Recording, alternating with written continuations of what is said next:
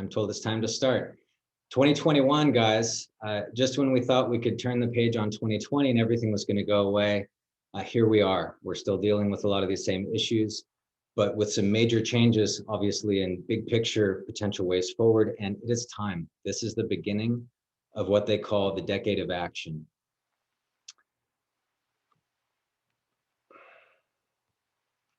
There we go. That's me. My name is Dave Hodgins. I run the LA Better Buildings Challenge. I'm excited to be sharing an update with you all today on what we have in store, what's happening across all of our partners. I want to especially thank our sponsors, LADWP and SoCalGas, as always, for their continued support of our program, now in our 8th year, which is hard to believe for myself. In terms of housekeeping, as always, we'll get the slides out to you by tomorrow, along with a recording. Going to keep all the lines muted just to keep things orderly. There will be time for questions, I think, and we always want to hear how we did. And today is really about you. It's about getting back in touch, re-engaging, and collaborating together. So I'm going to have a pretty broad agenda. I'm going to start with some context and key trends, kind of starting big and zooming into what's happening here locally, and end with an invitation to all of you. Starting with context and key trends. I won't belabor this point, but we're dealing with a set of overlapping crises here. The way out is through, I think, and I think the climate outcomes are going to come from addressing these very real and pressing human issues around health, safety, equity, diversity, inclusion, and general economic growth, building back better, reopening the right way. I'm always an optimist. I always look for the silver lining. And to me, looking at the massive disruption and dislocation as a small business owner myself, I have to think that this is an opportunity to think about the way we've been doing things and think about ways forward that work more in harmony with the planet, that are more in line with our values, that reflect our values of equity, diversity, and inclusion. And I think really looking at our blind spots and where have we just been blind to factors that really have always been part of our business, have always been part of our core values, but we need to make those explicit. Again, zooming out, talking about a global challenge, we're facing a range of global challenges, including COVID. And so the UN has laid out what they call their Sustainable Development Goals. We think about sustainability, we're thinking about waste, energy, transportation, and so forth. They're talking about sustainability with the real big S. What is a sustainable way of life for people? Because it is not sustainable for people to be living in destitute poverty without food or access to energy or clean water. That's not sustainable. So you see that almost all of these goals have nothing to do with climate. In fact, only number 13 out of 17 is climate action. However, we're starting to see the cost add up for the climate outcomes that are happening because of the extreme weather. That's $400 billion in damage just in 2020. That's insured losses, a year-over-year increase, and we have graphs on that. So all of this has to be addressed in the context of solving real social issues, and we get the environmental benefits in the process of doing that. There's another cool framework that I just want to call out, and we're working to get them on a webinar to do a deeper dive on this with us, is Project Drawdown. They have done the first and only data-driven scientific inventory and ranking of all the different potential solutions to climate. Some of those are super basic, and you'd be surprised at what will make some of the biggest differences. Some of them are moonshot solutions, which are super inspiring. But buildings are at 5 of the top 20, and there's actually even more. So buildings are this cross-cutting set of solutions that touch energy, that touch supply chains, that touch transportation, that touch so many facets. So we have this incredible opportunity in the real estate industry to be a catalyst across all of the different sets of solutions that we need. We are entering a new era of policy. So this was clearly going to come if Biden was elected. On day one, he rejoined Paris. That's done. On day one, he revoked the Keystone XL pipeline. Done. And they're continuing to work down the list. So I think it's fair to say that we're going to see continued federal attention on this issue. It's one of the 4 pillars that he really ran on. and is part of the packages that are working their way through the House and Senate. So my crystal ball says there's going to be more resources coming down from the federal level, and we're getting ready for that here at the local level. It's time to pick up the pace, though. We've been, as I mentioned, a program for about 8 years now, and all of you have been at this for a long time. So this is not as if we're all just coming to this party, but we're learning more and more about what's happened already and what needs to happen, right? As the science develops, and we see how our contributions together stack up against the magnitude of the problem. Well, ACEEE is a think tank that does a lot of amazing research on efficiency. They've done the math, and based on CBEX data and some simple algebra, they calculated it would take 67 years at the current rate of retrofits to address our commercial building stock. If you listen to the science, the Intergovernmental Panel on Climate Change says we got 10 years. We don't have 67 years, we have 10. That's the next hurdle, that's the needle that we need to thread in order to get on track for a 2050 scenario that we can all be happy with. And this is my motivator right here. This is for our kids, guys. This is my son, Leo. He's 3. And he's the one that I'm thinking about when I'm doing this work. So bringing it local. DWP is moving on this. There was a lot of press about the deal with 8-Minute Energy last year, the biggest solar plus storage deal ever, and the cheapest. So the price of renewables continues to plummet. Fossil fuels are no longer competitive on cost. It is a purely economic argument at this point. The feed-in tariff program is the largest in the country, keeps getting expanded. So it's fair to say DWP is on the move. They're on track to get off of coal. I'm super excited on the demand side, where we really focus, about a new program, and we'll be working with DWP to roll this out, and they have a webinar coming up actually next week to go into some more detail on this. But Zero by Design, it's an evolution of the Savings by Design program, which is really geared around new construction, but also deep retrofits that are working towards zero in an existing building. SoCalGas, from their website, their new mission is to build the cleanest, safest, most innovative energy company in America. So it's a massive transformation, but I just had a call with their director of programs 2 weeks ago now, and the progress they're making is fantastic, and it's so exciting to see all of the partners at the table and embracing this transition. So how does this all come together in the context of a green recovery? What does that look like for LA? The mayor's office has some big ideas that I'm super excited to be part of and to support. One is the creation of a building performance hub. And this is along the lines of what we've done with Resource Center and LABBC, but really bringing this together and broadening the tent for all buildings, not just LA's best buildings, the leaders, you guys that are on this phone, but all the buildings that the mom and pops who don't have professional engineering staff, who don't have facilities managers that can help them navigate all these different programs and requirements. So how do we make it easier for them to come along as well? Within that, organizing some pilot programs. I'll zoom in on the one that's really relevant for those of you on the phone today, but some of these will have to do with smaller businesses, particularly focusing on those hardest hit by COVID, so that when we are able to reopen safely, we'll mobilize no-cost programs to those businesses as quickly as possible to get them the help that they need and the relief. And that goes for renters and landlords as well. So I'm really excited about the research that's coming together in that area so that we can do this in a very targeted and efficient way. And those pilot programs will also inform the growth of the hub and additional services. So we are facilitating, and you are facilitating by participating in the LABBC in a feedback loop that's helping to inform the next phase of city policy. And so with that, the performance phase of the existing buildings, energy and water efficiency ordinance, EBWE as we lovingly call it, goes into effect this year. So deadlines are currently being told, but all of that work is in need of starting soon. So all of the participation and moving forward on that is helping to inform the next phase of work. A lot of cities around the country are talking about this. New York has already put in place Washington, DC, but a building performance standard.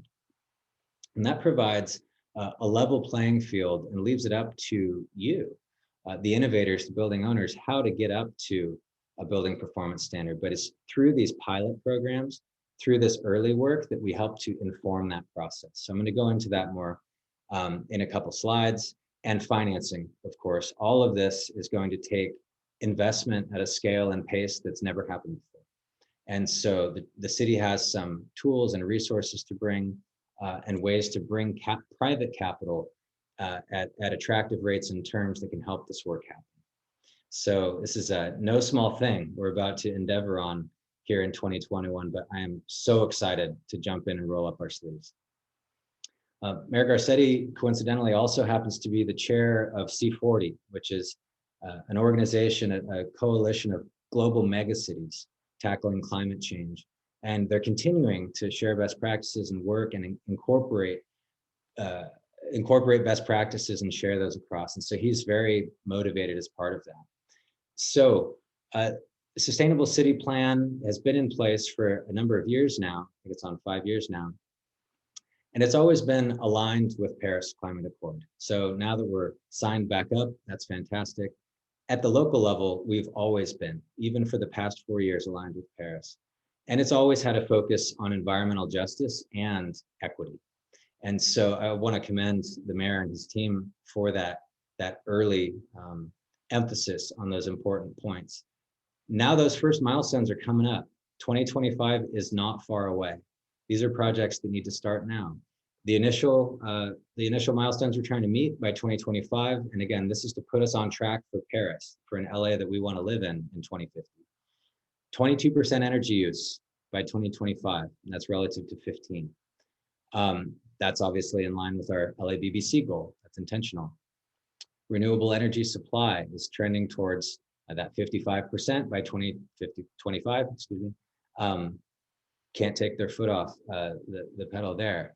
And you see the water goals. So we are focused on existing buildings, right? Carbon neutrality by 2050 in existing buildings. So here we are in 2020.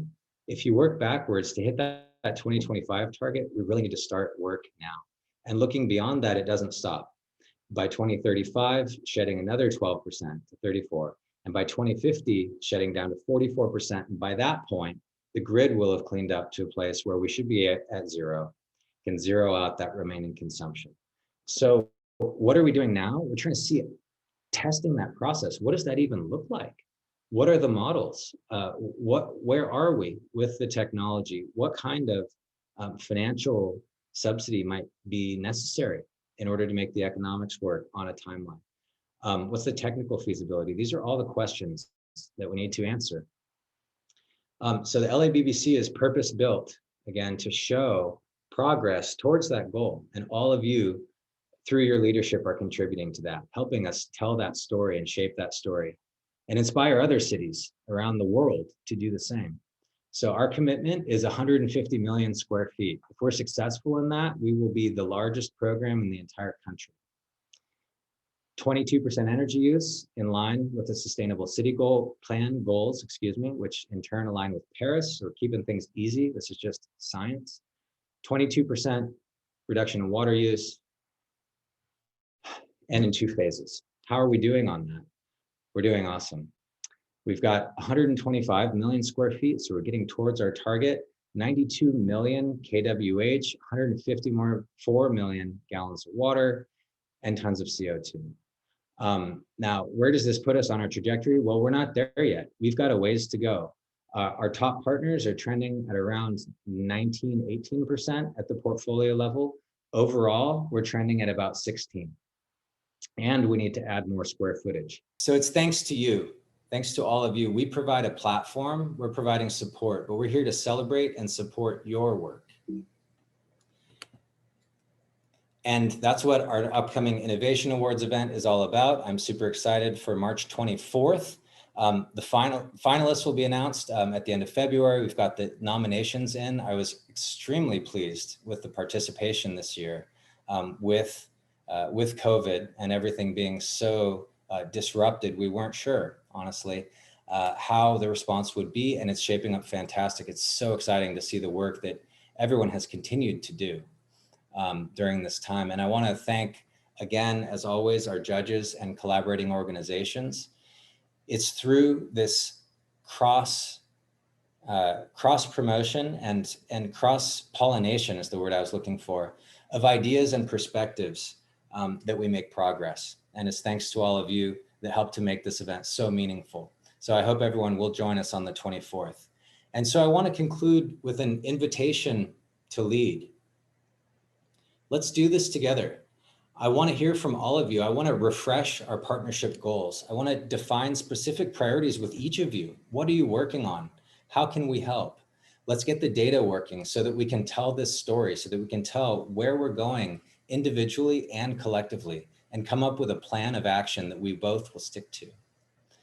I want everybody to access the services that we offer, take advantage of the partner benefits. So it's not just about market visibility, awards and case studies, though that is important. And we want to do as many of those as we possibly can to share those stories through the media and provide you those speaking opportunities to share those proof points and do that networking. But it's really about projects. And we have a fantastic team here to help with project discovery, business case development. What I mean by that is, how do you need to sell a project up through your organization? How do you need to document that? How much detail? How can we help? Because you're super busy, we can do some of that legwork for you. Putting together RFPs, helping to get super clear on what the scope is. And again, doing that legwork. Who should I send this to? Who does this kind of work? Can you take a look at this proposal for me? All of these are things that we can absolutely do and have done. And when we do get engaged, we shorten up the project duration significantly by at least 30% in most cases, because we're able to take slack out of the process wherever possible and tee up the decisions for you to make. So we can help run down information, aggregate it, present it to you in simplified ways so that you can keep moving forward. That's part of our job. So please take us up on it. A little bit about our team. For those of you that may not know, we've got 13 team members now. We've been growing lately, adding some new team members, but we've got the capacity here and the depth of expertise with our technical advisors. They've seen a lot. So take us up on it. Let us help run down information. Let us look at proposals. Let us help move your projects forward.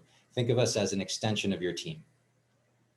And here's some examples of where that's happened and what's happened when we've really collaborated with our partners. At City Hall East, we helped them install a chemical-free cooling tower treatment system that's now saving 20% overall water at City Hall East. That's over 1 million gallons a year at that facility, and an 85% reduction in sewer charges, got rid of chemicals. We've got a case study on it. We brought NREL in to do the M&V. It's a tremendous project. They're doing tours. So if you're interested in getting away from chemicals and getting more cycles out of your towers, there's an example, and we can help do that with you. Museum of Contemporary Art, they have billions of dollars worth of art in there, and their HVAC system was original to the building, and they were having trouble regulating humidity, which can really damage the art. So with our help, we organized a procurement and executed a comprehensive HVAC replacement, including as well LEDs throughout. Total energy use dropped over 50%, all while keeping systems operating and keeping that humidity in line, no damage to the art. So again, and we shortened that project duration. They've been stuck on this. I mean, this project, I think they would say, may not have even happened if we hadn't helped them get clear on what they were trying to accomplish, who to go to, and organize that process to tee up a decision for them to make. I won't go into all the details on these others, but Cedars-Sinai, a huge groundwater project. We were instrumental in helping get them incentives for that work. Century Housing, over a 50% energy savings in a affordable multifamily housing project, stacking various incentive programs together. And again, that was in collaboration with one of our technical advisors that did that stacking. So please, we want to hear from you. We want to do more of this. And I'm really excited to offer this opportunity to all of you, which is a new tier of partnership. We're calling it low carbon leaders. And so this is optional, but a lot of you are already making your own zero carbon goals. we want to share those. We want to celebrate those and give you the spotlight here. Let's commit resources to help you move forward these projects that are going to test the infrastructure, test the technology, test the processes, and inform the policy that will drive the market, level the playing field, and reward you guys, the first movers. So this is an opportunity to demonstrate your leadership, share your successes and your challenges. Like, this is not going to be easy. I mean, we all know this, but I'm under no illusions. So we want to share the challenges so that we can learn. And it's time, as I said in this email that went out, for radical collaboration. We need to learn what's working and not keep repeating mistakes, reinventing wheels. We have to learn from one another, and I want to be a catalyst for that learning. And as I mentioned, we're going to be investing resources, technical resources here on the ground. The US Department of Energy is investing technical resources. And of course, we've got our local utility partners with the deep expertise and direct incentives that they'll be putting into these projects. So this is a little graphic of how this will all be organized and the partners involved. But what this is essentially meant to show is that we will be your point of contact. As we do in other types of engagements, we will be the point of contact, bringing in additional resources to support your scope, trying to make this as seamless for you as possible. But between the partners involved, we've got deep technical assistance, learning opportunities from what's working across the country and across the world, as well as serious recognition. I mean, this is local and national, and directly inputting policies. So I'm so excited to hear from you guys and to start looking at this. And this is choose your own adventure. There are 4 pathways that the DOE has laid out. One, demonstrate superior efficiency. This is very much in line with the Sustainable City Plan goals, getting towards that 44% efficiency, zeroing out the rest through supply. Acting as a grid asset. So that's interacting with the grid, that's demand response, that is energy back to the grid. When we get to that point, we've got on-site storage, working as a grid asset. Using low carbon energy supplies, I think that's pretty clear. The utilities working in that direction. Each of you are taking other measures as well to get there even faster. And then planning a pathway to zero carbon. What is that combination of efficiency, of demand flexibility and shifting, and supply that together optimizes on money to get to zero carbon? That's what we want to figure out.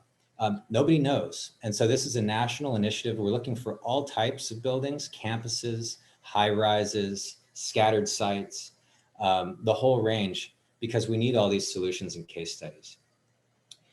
And so I just want to end with a little bit of contemplation. It's been easy. I think it's easy for all of us to feel real isolated, especially in this weird place we've been in with COVID.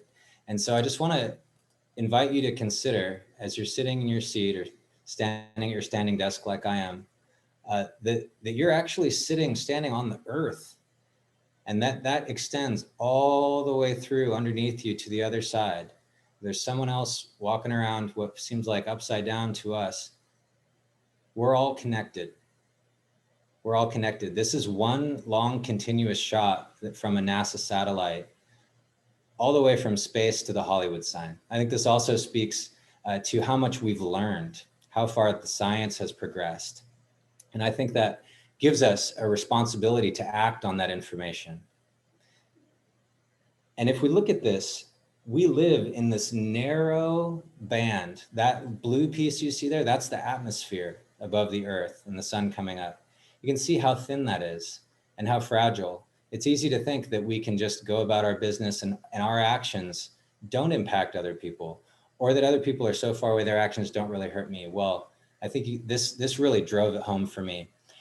And if you do the math, the thinness of that atmosphere is exactly the same ratio as the thinness of a skin of an apple. Think about that. It's pretty amazing. So this is not going to be easy. This has not been easy. This has been the toughest year of most of our lives, but we have a decade ahead of us to show what we're made of. Adversity does not build character, it reveals it. Who's in, guys? I want to hear from you. That's my number. There's my phone. There's my email. Alec Diachenko is our new director of outreach. I can't wait to hear from you. Let's do this.